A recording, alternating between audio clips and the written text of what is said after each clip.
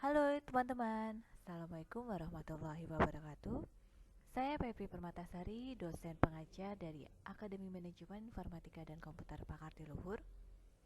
Video ini merupakan video untuk memenuhi tugas mandiri pelatihan pekerti oleh Bapak Dr. Syihabuddin MSI.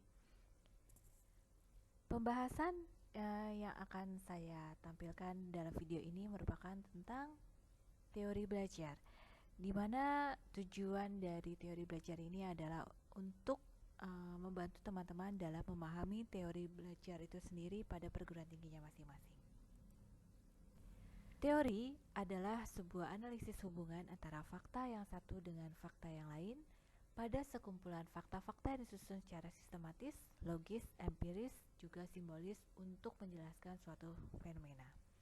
Kemudian, belajar.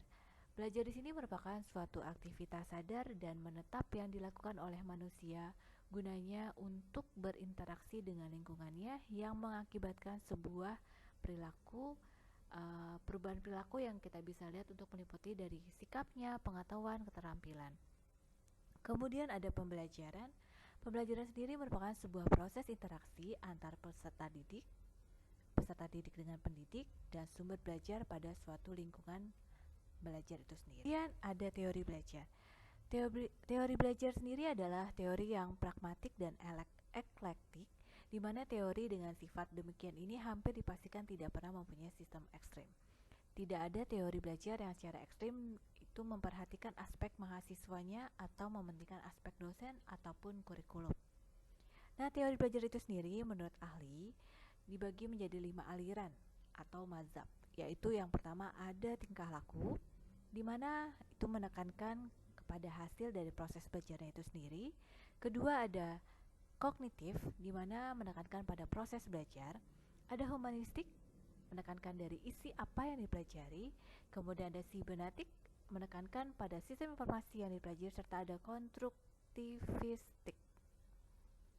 Kemudian untuk penerapan dalam teori belajar di sini digambarkan dengan turunan-turunan. Yang pertama ada teori belajar, di mana terdiri dari 5, yaitu ada deskriptif asumsi, ada dasar, pengertian belajar, tujuan belajar, serta ada kritik.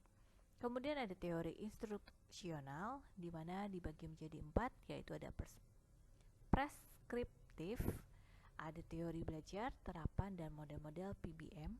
Kemudian ada penerapan dalam PBM, di mana terdiri dari 4, yaitu pertama tergantung pada kenyataan pengaruh teori belajar, keterampilan mengajar, serta langkah rinci dari PBM-nya itu sendiri.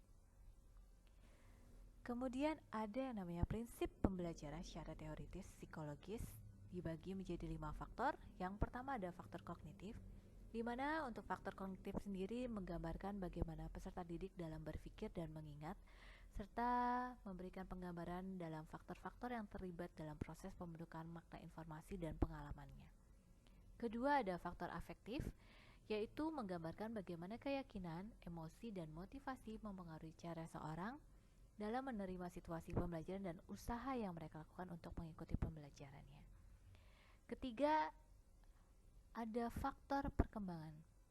Faktor perkembangan ini menggambarkan bahwa kondisi fisik, intelektual, emosional, dan sosial itu dipengaruhi oleh faktor genetik yang sifatnya unik dan faktor lingkungan. Kemudian faktor pribadi dan sosial, di mana menggambarkan bagaimana orang lain itu dapat berperan dalam proses pembelajaran, dan kita bisa tahu bagaimana cara-cara orang belajar dalam berkelompok.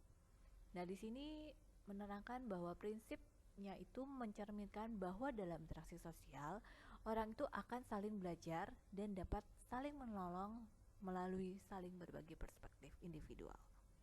Kemudian yang terakhir ada faktor perbedaan individual, di mana menggambarkan bagaimana latar belakang individu yang unik dan kapasitas masing-masing berpengaruh dalam proses pembelajaran di masyarakat. Jadi, dari pemaparan tadi semuanya, kita bisa menyimpulkan bahwa teori belajar itu merupakan suatu teori yang terdapat tata cara pengaplikasiannya dari kegiatan belajar mengajar, perancangan metode pembelajaran, ataupun yang lainnya, di mana dalam prosesnya teori belajar tersebut membutuhkan beberapa sumber sarana, yaitu dapat menunjang seperti sosial, psikologi, komunikasi, filsafat, dan ilmu lainnya. Semua unsur tersebut juga dapat dijadikan bahan acuan untuk menciptakan suatu model teori belajar yang dianggap cocok. Jadi tinggal teman-teman pilih aja kira-kira mau menggunakan model teori belajar yang mana. Semoga video ini dapat bermanfaat bagi teman-teman untuk memahami apa itu teori dalam belajar. Jangan lupa di subscribe, like, dan komennya ya teman-teman. Terima kasih. Assalamualaikum warahmatullahi wabarakatuh.